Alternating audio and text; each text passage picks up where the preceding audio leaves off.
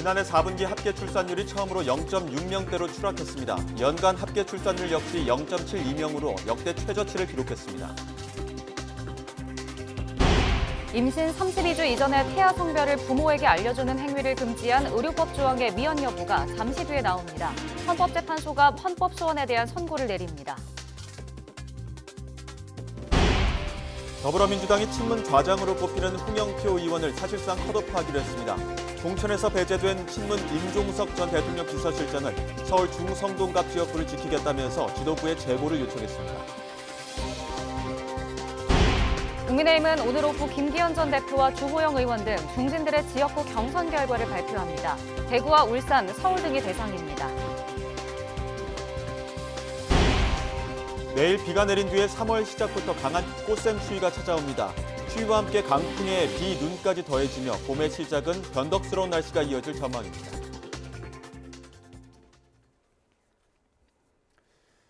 YTN 뉴스앤 이슈 이어갑니다. 지난해 4분기 합계 출산율이 처음으로 0.6명대로 추락했습니다. 지난해 연간 합계 출산율은 0.72명으로 집계됐는데 이 역시 역대 최저치입니다. 취재기자 연결해서 알아보겠습니다. 이승은 기자. 네, 경제부입니다. 지난해 초에는 합계 출산율이 그래도 0.8명대여서 좀 희망이 보이나 했는데 연말에 크게 떨어졌네요. 그렇습니다. 통계청 자료를 보면 지난해 4분기 여성 1명이 평생 낳을 것으로 예상되는 자녀 수인 합계 출산율이 0.65명으로 집계됐습니다. 지난해 1분기 0.81명이었던 합계 출산율은 2분기와 3분기 0.71명으로 떨어진 뒤 4분기 0.65명을 기록해 처음 0.6명대로 추락했습니다. 지난해 연간 합계 출산율은 0.72명으로 이 역시 역대 최저입니다. 2018년 0.98명으로 1명 아래로 떨어진 뒤 5년 만에 0.7명대 초반으로 급격히 떨어진 겁니다. 지난해 태어난 아기는 23만 명에 불과했습니다. 한 해 전보다 19,200명이 줄었습니다. 시도별로 보겠습니다. 서울이 0.55명으로 가장 낮았습니다. 세종과 전남이 0.97명으로 가장 높았지만 합계 출산율이 1명을 넘은 곳은 한 곳도 없었습니다. 여성의 평균 출산 연령은 33.6세로 한 해 전에 비해 0.1세 상승했습니다. 35살 이상 고령 산모 비중은 36.3%로 0.6%포인트 늘었습니다. 2021년 기준으로 OECD 국가 평균 합계 출산율은 1.58명입니다. 이스라엘이 가장 높은 3명이고 이웃 일본도 1.3명으로 이를 넘겼는데 우리나라는 0.81명으로 최하위입니다. 통계청은 코로나 이후 혼인 건수가 줄어서 합계 출산율이 계속 떨어지고 있다며 올해는 지난해보다 더 낮은 0.68명, 내년은 0.65명으로 더 떨어질 것으로 전망하고 있습니다. 지금까지 YTN 이승은입니다. 60세 이상 자영업자 수가 200만 명을 처음 넘어선 것으로 나타났습니다. 통계청은 지난해 60세 이상 자영업자 수를 역대 가장 많은 207만 3천 명, 36.4%로 집계했습니다. 이는 집계가 시작된 이후 가장 높은 비율로 전반적인 인구 고령화와 은퇴 후 생계역 창업이 늘어난 결과로 풀이됩니다. 임신 32주 이전에 태아 성별을 부모에게 알려주는 행위를 금지한 의료법 조항의 위헌 여부가 오늘 결정됩니다. 헌법재판소는 잠시 뒤 오후 2시 임신 32주 이전까지는 부모 등에게 태아 성별을 알려주면 안 된다고 정한 의료법 조항의 위헌 여부를 선고합니다. 지난 2008년 헌법재판소는 임신 기간 내내 태아 성별 감정을 금지한 의료법 조항에 대해 헌법 불합치 결정을 내렸지만 임신 32주까지는 여전히 성별 통지가 금지되고 있습니다. 내일 비가 내린 뒤 3월 시작부터는 강한 꽃샘 추위가 찾아올 것으로 보입니다. 추위와 함께 강풍에 비, 눈까지 더해지며 봄의 시작부터 무척 변덕스러운 날씨가 이어질 전망입니다. 취재기자 연결해서 꽃샘 추위 전망 알아보겠습니다. 김민경 기자. 네, 김민경입니다. 내일 비가 내리고 나면 기온이 뚝 떨어진다고요? 네, 그렇습니다. 비는 2월의 마지막 날인 내일 아침 제주도와 남서쪽부터 시작되겠는데요. 남서쪽에서 다가온 저기압이 통과하면서 낮에는 충청 지역까지 비가 확대되다 밤에 그칠 걸로 보입니다. 강수량은 제주도에 10에서 40mm, 충청과 남부 5에서 20mm 정도로 많지는 않습니다. 다만 이 비가 꽃샘 추위를 부릅니다. 저기압에 이어 북서쪽에서 찬 공기가 내려오며 기온이 크게 떨어지겠는데요. 3월의 첫날에는 서울 아침 기온이 영하 5도, 다음 날에는 영하 7도까지 곤두박질하겠습니다. 봄의 시작부터 한겨울의 차가운 날씨가 기승을 부릴 전망입니다. 네, 꽃샘추위와 함께 강풍과 비, 눈도 예보됐죠? 네, 그렇습니다. 이번 꽃샘추위는 강도가 무척 세고 강풍까지 동반할 걸로 보입니다. 해안가에는 강풍주의보가, 해상에는 풍랑특보가 내려질 가능성이 큽니다. 또 서해안에는 눈이 날릴 걸로 보입니다. 기상청은 추위와 함께 빙판길과 너울성 파도 등에 주의를 당부했습니다. 꽃샘추위는 3월 2일 오후부터 누그러들겠지만 중부지방에는 강풍이 불고 비, 눈이 내릴 가능성이 있습니다. 기상청은 3월 4일과 5일에도 전국에 비가 내리는 등 봄의 시작부터 변덕스럽고 궂은 날씨가 이어질 걸로 내다봤습니다. 지금까지 문화생활과학부에서 YTN 김민경입니다.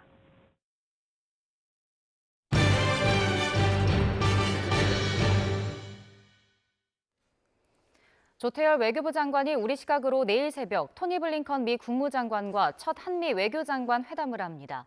이번 회담에선 한미 확장 억제 실행력 강화 등 한미동맹 재확인과 함께 지난해 캠프 데이비드 정상회의 이후 진전되고 있는 한미일 협력을 제도화할 방안이 논의될 전망입니다. 조태열 장관 방미는 취임 이후 이번이 처음입니다. 신원식 국방부 장관은 로이드 오스틴 미국 국방장관과의 전화통화로 한미동맹과 연합방위태세 굳건함을 재확인했습니다. 양 장관은 최근 북한 정세에 대해 의견을 나눈 데 이어 최근 북한의 여러 차례에 걸친 미사일 발사 등 한반도의 긴장을 고조시키고 있는 무분별한 행위를 강력히 규탄했습니다. 이번 통화는 오스틴 장관이 질병 치료를 위해 입원했다가 업무에 복귀한 뒤 처음으로 이뤄졌습니다.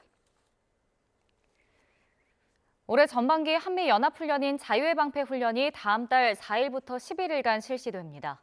올해는 최근의 전쟁 교훈 등을 토대로 다양한 안보 상황을 가정해 실시되는데 실전적 야외 기동 훈련이 한층 강화될 전망입니다. 김문경 기자가 보도합니다. 전반기 한미연합훈련인 자유의 방패 FS 연습이 다음 달 4일부터 11일간 실시됩니다. 무엇보다 실전적 능력을 높이기 위한 야외 기동 훈련이 대폭 늘어납니다. 신원식 국방부 장관은 최근 기자간담회에서 지난해보다 야외 기동 훈련이 2배 정도 증가했다고 밝혔습니다. 우크라이나와 이스라엘, 하마스 전쟁 등에서 나타난 교훈 등을 분석해 이번 훈련에 적용하겠다는 뜻도 내비쳤습니다. 이에 따라 북한의 무인기와 방사포 등을 이용한 기습 공격에 대비한 훈련도 주요 과제로 진행될 것으로 보입니다. 특히 지상과 해상, 공중, 사이버, 우주 자산 등을 활용한 다영역 작전이 눈에 띕니다. 이를 위해 지난해 창설한 드론작전사령부와 독자 군사정찰 위성 등의 활용 방안 등이 거론됩니다.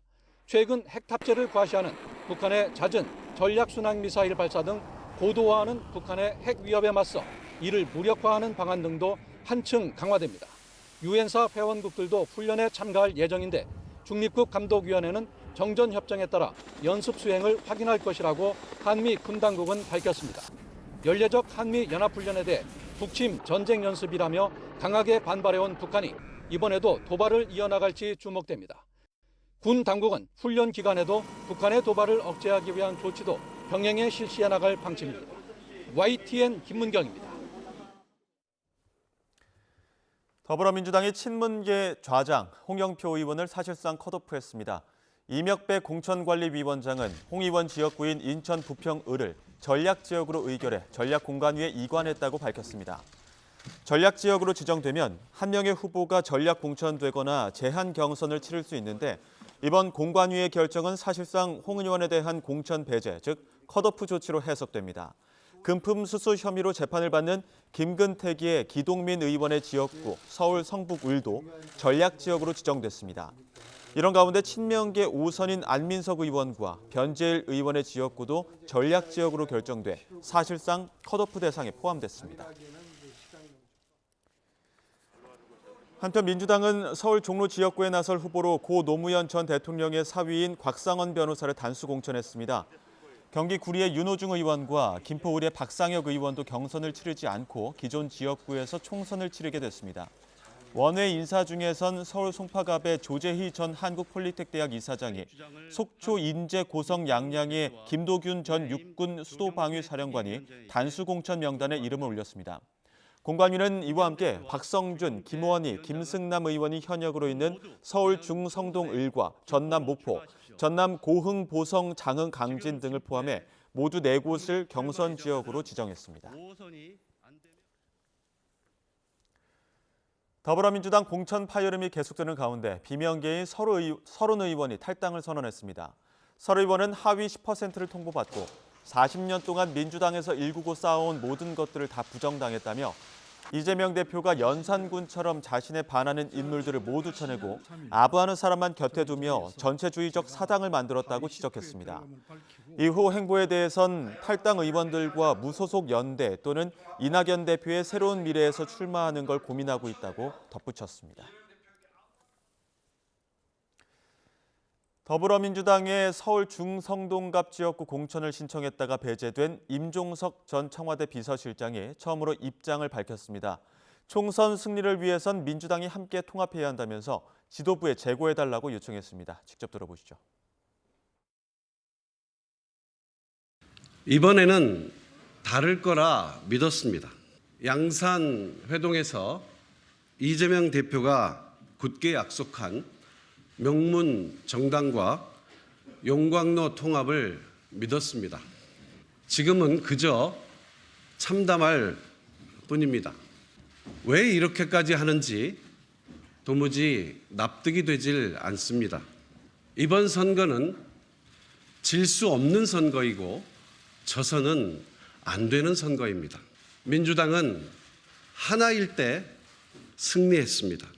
당 지도부에 정중하고 간곡하게 요청드립니다. 중구 성동구 갑에 대한 의결사항을 제고해 주십시오. 혹시 다른 지역을 요청을 지도부에서 한다면 혹시 다른 지역을 좀 고려해 보실 수는 있을까요? 아닙니다. 아닙니다. 다시 말씀드리지만 저는 꼭 한번 국회의원을 더 하고자 하는 것이 아닙니다. 반전의 계기를 만들고 감동이 있는 통합을 만들어 달라고 호소드리고 있는 것입니다. 그런 고민을 하고 있지 않습니다. 친명 성향 유튜브 방송에 출연해 임종석 전 실장을 공천에서 배제해야 한다는 주장에 동조해 논란을 일으킨 더불어민주당 박영훈 전략공천관리위원이 위원직에서 물러났습니다. 민주당은 오늘 기자단 공지를 통해 박 위원이 유튜브 방송 발언에 대해 책임을 지고 사퇴했다고 밝혔습니다. 어제 민주당 의원총회는 지금까지 쌓였던 공천 갈등이 한꺼번에 터져나오는 성투장이 됐죠. 목소리를 높였던 홍영표 의원은 의총을 마친 뒤 취재진과 만나 명문정당이 아닌 멸문정당이 되어가고 있다면서 비판을 이어갔는데요. 오늘 아침에는 여의도에 돌았던 소문을 언급했습니다. 이미 작년 여름부터 여의도에는 비명 30명을 날려버리겠다는 이야기들이 돌았는데 이번 공천 과정에서 그 소문이 사실로 확인됐다는 겁니다. 지금 공천의 어떤 진행을 보면 이제 그 하위 평가 이제 20% 본민이 한 31명으로 뭐 이제 한 3분의 1 정도가 커밍아웃을 했죠. 그런데 거기 보면 어떤 언론에서 분류를 했는데 31명 중에 21명은 이제 친문이나 비명 의원들입니다.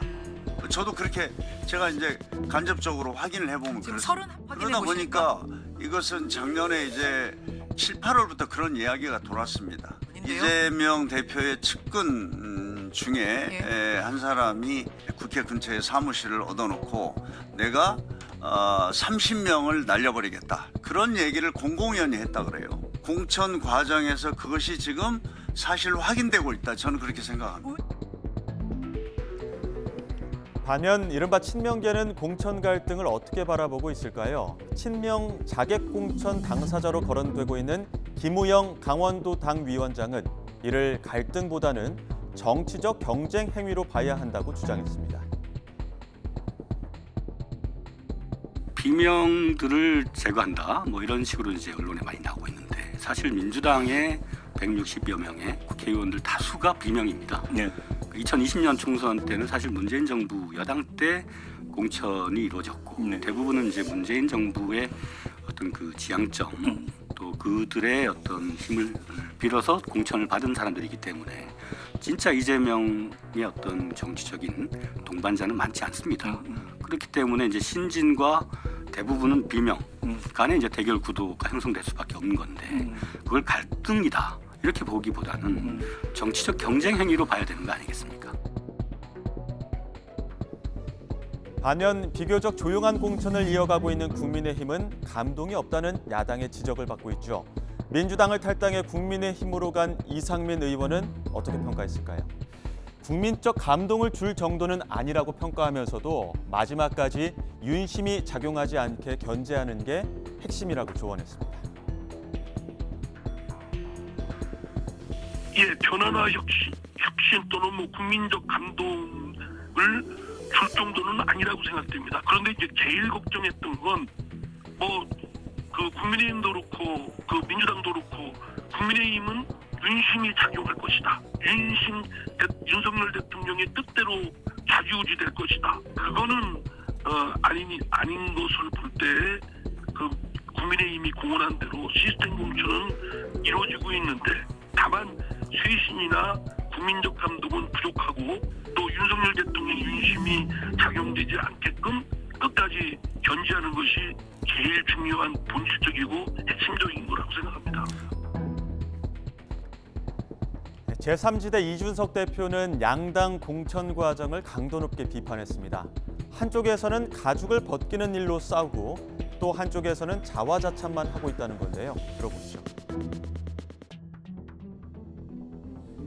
하지만 대한민국 여의도 정치는 문제 해결 능력을 상실했습니다. 이렇게 대안을 내놓고 경쟁해야 할 때 여의도에서 거대 양당이 벌이는 풍경은 강환입니다.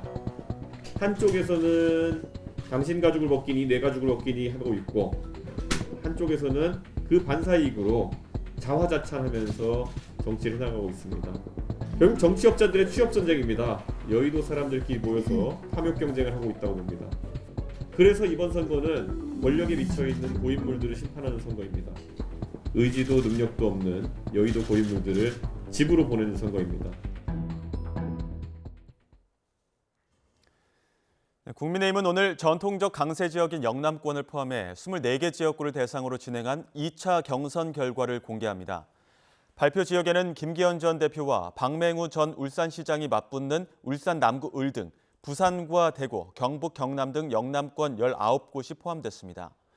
김은혜 전 대통령실 홍보수석과 김민수 당 대변인의 결혼은 경기 성남 분당 을과 서울 송파병, 대전 세종 등 5곳도 대상 지역입니다. 국민의힘은 오늘부터 이틀 동안 추가로 16개 지역구를 대상으로 3차 경선을 진행하고 다음 달 1일 결과를 발표할 예정입니다. 이와 함께 국민의힘은 서울 영등포 을 지역구 경선을 포기한 박민식 전 국가보훈부 장관을 수도권 등 다른 지역에 다시 배치하는 방안을 검토하고 있습니다. 장동혁 국민의힘 사무총장은 박 전 장관이 과거 재선을 했던 부산 지역 재배치 가능성은 아직 논의한 적 없다면서 정영환 공천관리위원장이 국민 눈높이에서 개인적으로 회의적 의견을 밝힌 것으로 본다고 부연했습니다.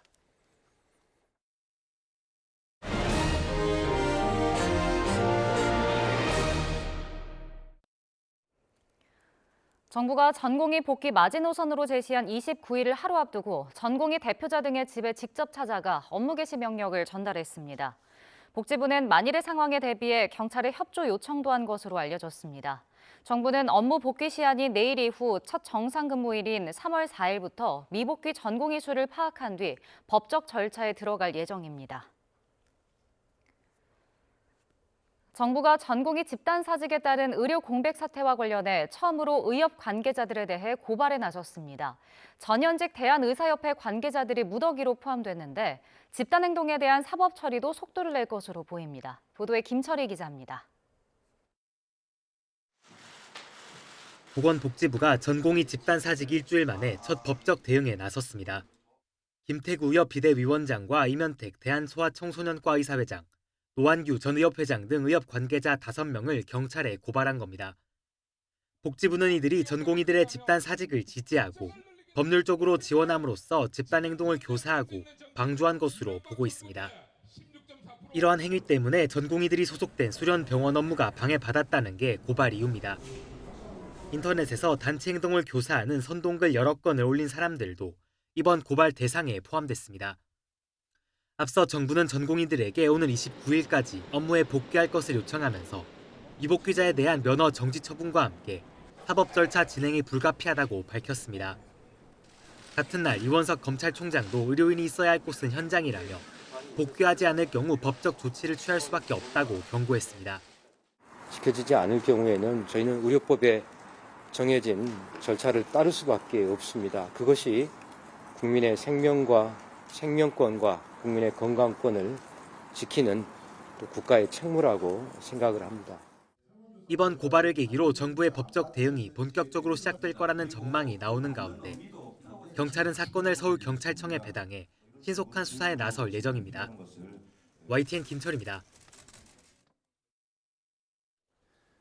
전공의들의 병원 이탈로 진료 공백이 커지는 가운데 어제는 전국 곳곳 의과대학에서 졸업식이 열렸습니다. 이 가운데 한 의과대학 학장의 발언이 특히 여론의 주목을 끌었는데요. 살펴보겠습니다. 의사가 숭고한 직업으로 사회적 인정을 받으려면 경제적 수준이 높은 게 아니라 사회적 책무를 수행해야 한다. 어제 서울대 의과대학 졸업식에서 나온 학장의 말입니다. 의료계가 현재 국민으로부터 따가운 질책을 받고 있다며 이처럼 말했는데요. 특히 졸업생들을 향해 의료를 위한 순수한 마음은 잘 안다면서도 노력해서 여기까지 왔다고 생각하지만 사회에 숨어있는 많은 혜택을 받고 이 자리에 서 있다고 말했습니다. 민감한 분위기 속에 나온 발언이라 언론으로부터도 많은 주목을 받았습니다. 이날은 서울대뿐 아니라 전국 곳곳에서 의과대학 졸업식이 열렸습니다. 이 자리에서 졸업생들은 히포크라테스 선언을 낭독하면서 환자를 최우선으로 생각한다는 의사 직업 윤리를 다시 한번 되새겼는데요. 올해도 졸업생을 배출한 의과대학은 의사협회와는 달리 의대 증원 필요성에 대해서는 정부와 공감대를 형성했지만 규모에 있어서는 이견을 보이고 있습니다. 의대 학장 총회에서는 수용 가능한 증원 규모가 350명이라며 기존 입장을 재확인했는데요. 이는 지난 24년 전 의학 분업 당시 감축했던 규모와 같습니다. 하지만 대통령실은 인력 수급 문제가 헌법이나 법률상 정부가 책임지고 결정할 사안이라며 선을 그었습니다. 어제 윤석열 대통령이 2,000명 증원 규모는 타협할 수 없는 대성이라는 입장을 사실상 고수하겠다는 방침으로 보입니다. 이처럼 정부 입장과 의대 입장이 평행선을 긋는 상황에서 이주호 교육부 장관이 오늘 오후 의대 운영대학 40개교 총장들과 2차 간담회를 엽니다. 의대생 동맹 휴학 문제도 해결 실마리가 보이지 않고 닷새 뒤 다음 달 4일까지는 각 대학 의대 증원 수요조사 제출이 마무리돼야 하는 상황에서 350명과 2,000명이라는 큰 간극을 좁힐 수 있을지 주목됩니다. 정부가 의사들의 집단 행동으로 생기는 의료 공백을 줄이기 위해 비대면 진료를 전면 허용하기로 했죠. 재진뿐 아니라 초진도 비대면 진료가 가능해지고 병원급 이상 기관으로 대상도 넓히면서 이용자 수가 2배 가까이 늘었습니다. 비대면 진료를 이용하는 방법을 알면 감기나 소화불량 등 경증 환자들이 유용하게 이용할 수 있습니다. 먼저 희망하는 의료기관에서 비대면 진료를 시행하는지 확인해 봐야 합니다. 그리고 비대면 진료 플랫폼을 이용해 예약하면 되는데 닥터나우, 굿닥, 나만의 닥터 등 전용 플랫폼이나 의료기관의 자체 운영 시스템을 통해 진료받을 수 있습니다. 또 전화로도 비대면 진료를 받을 수 있어서 각 의료기관에 확인해보고 이용하시면 됩니다. 이렇게 환자들이 비대면 진료를 이용하면 대학병원을 찾는 경증 환자들이 동네 병의원으로 분산되는 효과가 있습니다. 문을 여는 병원을 찾아서 헤매지 않아도 되고요. 또 병원에서 장시간 대기해야 하는 것과 달리 집에서 빠르게 이용할 수 있다는 장점도 있습니다. 이런 편리함으로 실제 이용 사례도 늘고 있지만 한계도 뚜렷합니다. 중환자실이나 수술실을 맡는 의사가 부족한 상황에서 비대면 진료의 효과는 미비하다는 겁니다. 수술이나 입원이 필요한 중증 환자나 응급 환자는 비대면 진료 대상이 아니기 때문입니다. 비대면 진료를 받더라도 약 배송 규정은 유지돼서 직접 약국을 방문해 수령해야 해서 실효성이 떨어진다는 지적도 있습니다. 또 비대면 진료에 참여하는 기관이 많지 않다는 점도 한계로 꼽히는데요. 비대면 진료를 확대했지만 관련 플랫폼을 이용하는 병원 수는 늘지 않고 있습니다. 또 의료 사고 부담도 여전합니다. 현행 의료법에 따르면 의료 과실에 대한 책임은 비대면 진료와 대면 진료가 다르지 않습니다. 비대면 진료가 불안정성은 높지만 대면 진료와 같은 책임을 지기 때문에 병원들이 나서서 참여하기는 힘들 수밖에 없고 의료 과실 책임 소재도 불분명해서 진료에 부담을 갖게 되는데요. 이런 한계를 개선하기 위한 제도적 보완과 지침 확립이 과제로 떠오르고 있습니다.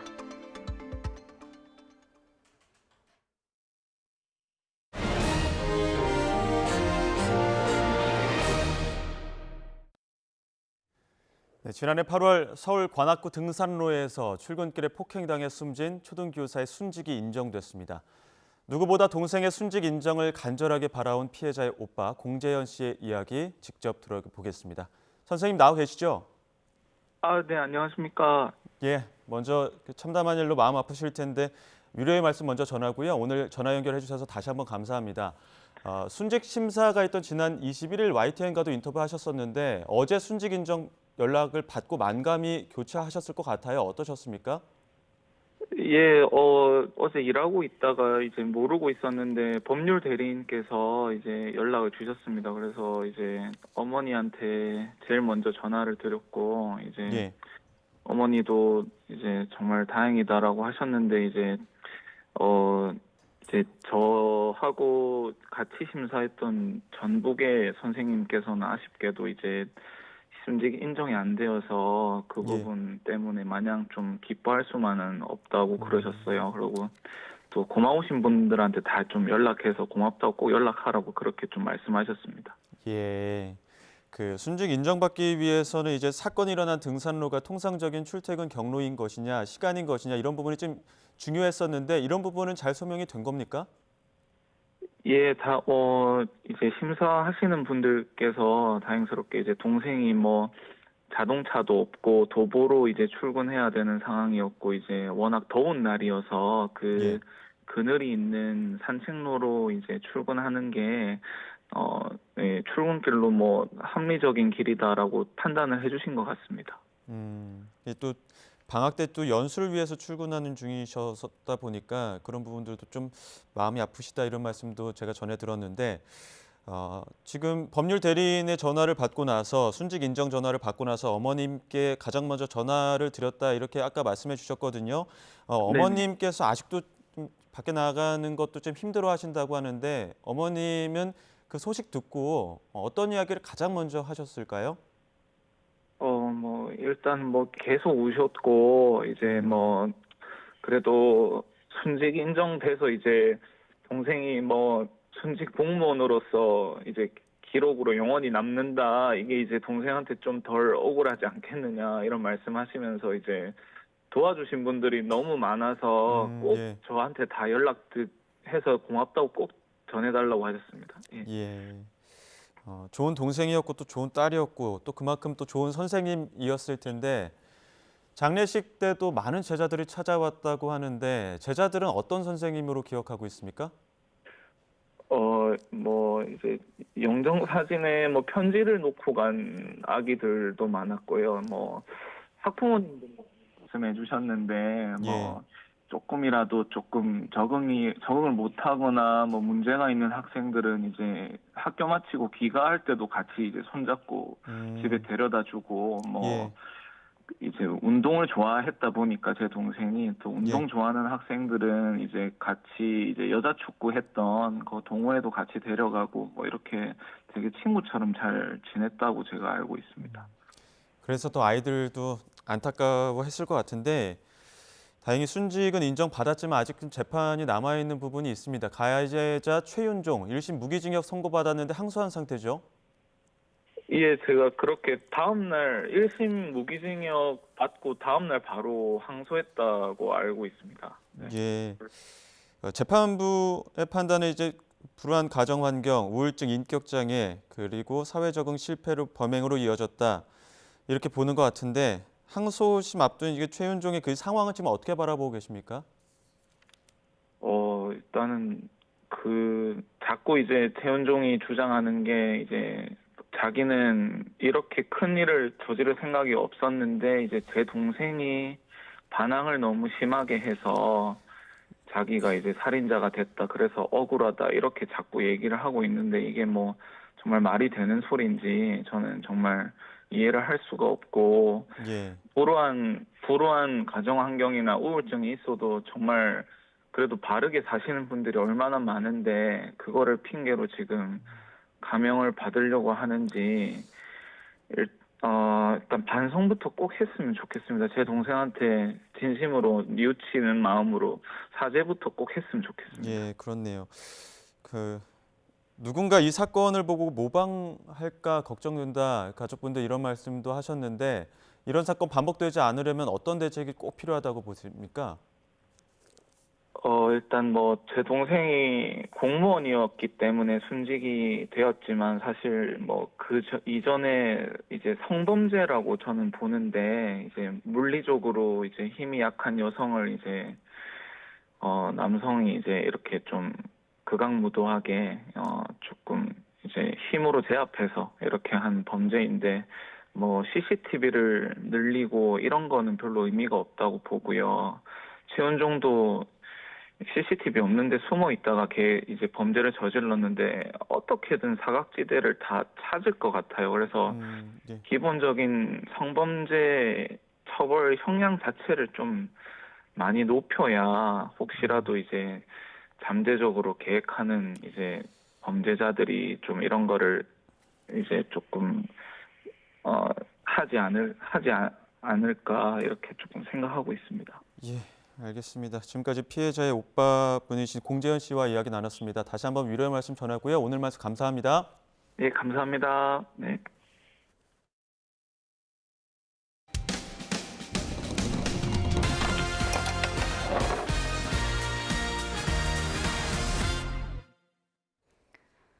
정부가 공익사업의 무분별한 토지 수용을 막기 위해 국토교통부 산하의 중토위, 즉 중앙토지수용위원회를 통한 공익성 심사를 의무화했습니다.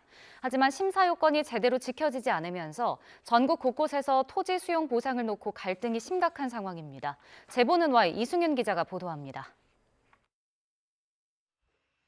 경기도 김포 풍무지구, 학교와 녹지 7천 가구 규모의 주거 공간을 조성하는 사업이 추진 중입니다. 지하철 5호선이 연장될 풍무역 인근 토지입니다.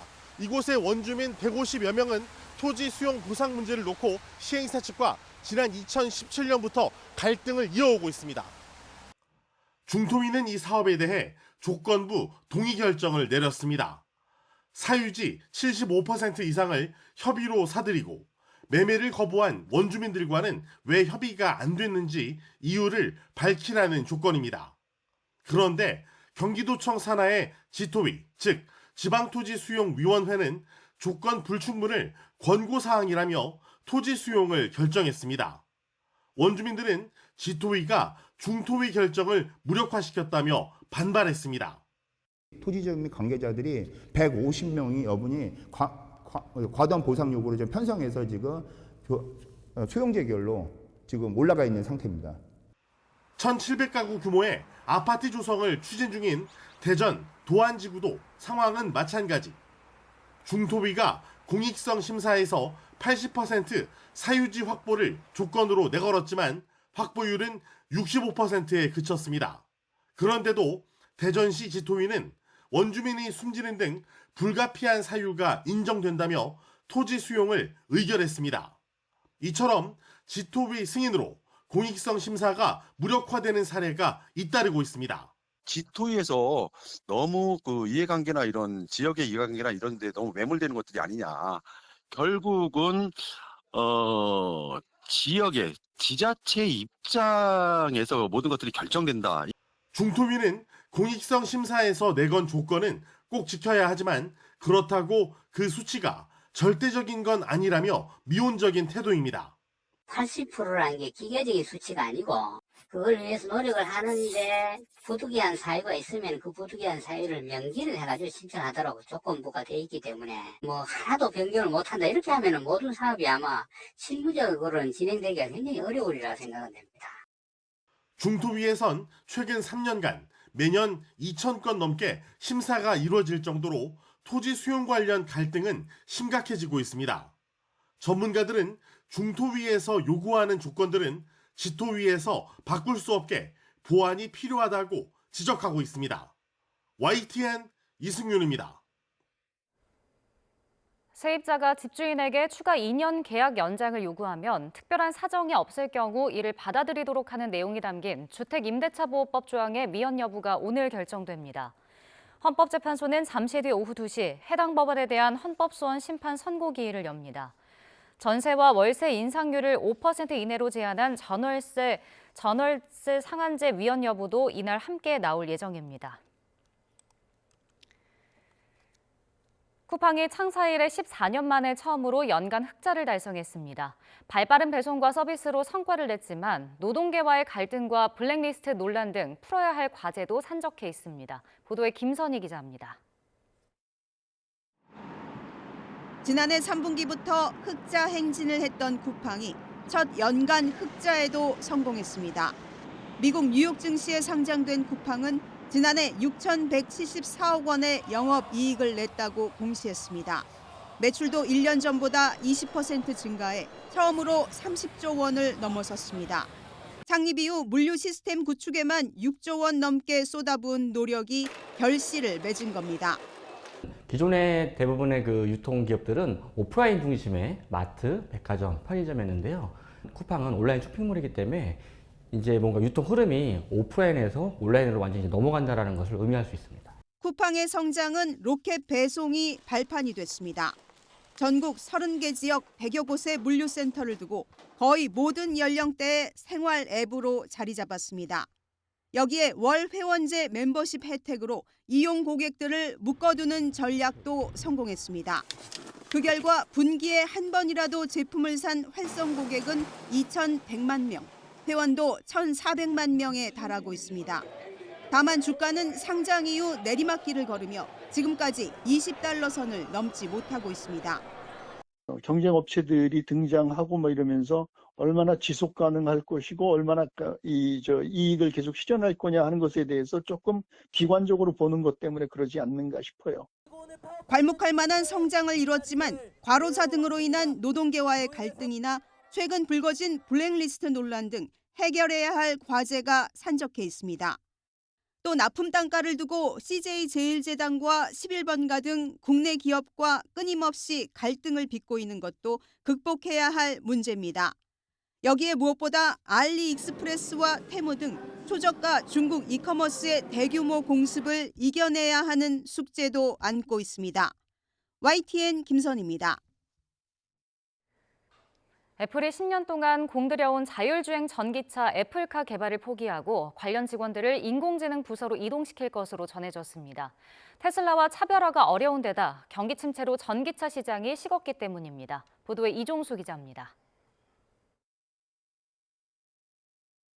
애플이 올해 선보이려 했던 자율주행 전기차 모델입니다. 애플은 10년간 공을 들여 자율주행 전기차를 개발해왔습니다. 하지만 이를 접기로 하고 투입된 인력 2,000명에게 알렸다고 블룸버그가 보도했습니다. 자율주행 전기차 프로젝트에 투입된 인력 상당수는 인공지능 AI 부서로 이동하는 것으로 블룸버그는 전했습니다. 자율주행 전기차 테슬라와 차별화가 어려운 데다 경기 침체로 전기차 시장이 식었기 때문입니다. 하지만 테슬라도 지난해 연말 자율주행 기능 오토파일럿이 다른 차량과 장애물을 인식하지 못하는 등의 결함으로 200만 대 넘게 리콜했습니다. 사실상 미국에서 팔린 거의 모든 테슬라 차량을 리콜한 겁니다. 리콜도 특정 부품을 교환하는 것이 아닌 소프트웨어 업데이트로 운전자 경고를 강화하는 데 그쳐 비판이 일었습니다. It will be an improvement in safety. How much it improves safety, we don't know, but it's not going to be the improvement you would hope based on what other manufacturers are already doing for safety. 이달에는 샌프란시스코에선 군중이 자율주행차에 스프레이를 뿌리고 방어하는 일이 벌어졌습니다. 구글 모회사 알파벳이 로스앤젤레스에서 자율주행차 서비스를 확대하려 하자 안전성을 우려하며 항의로 방화까지 한 겁니다. 이처럼 미국에서 자율주행 전기차는 경기 침체 파고에 안전성 논란까지 더해져 순환을 겪고 있습니다. YTN 정수입니다. 옥중 사망한 러시아 반정부 정치인 알렉세이 나발리의 지지자들이 러시아 대선 당일에 시위를 벌이자고 제안했습니다. 크렘린궁은 시위에 동참하면 처벌할 것이라고 경고했습니다. 기정훈 기자입니다. 옥중 사망한 알렉세이 나발리의 지지자들이 러시아 대통령 선거일 시위를 제안했습니다. 선거일인 다음 달 17일 정오에 투표소에 모이자는 건데 이는 나발리가 생전에 직접 제안한 것이기도 합니다. 나발리는 사망 약 2주 전인 지난 1일 소셜미디어에 푸틴 대통령에 반대하는 유권자들은 투표일 정오 투표소에 줄을 서자고 제안했습니다. 나발리의 지지자들은 나발리가 직접 남긴 정치 유언이자 마지막으로 촉구한 행동이라며 동참을 호소했습니다. На преодоление изоляции. Это и траурный митинг, гражданская панихида, если угодно. Это акция памяти Алексея Навального.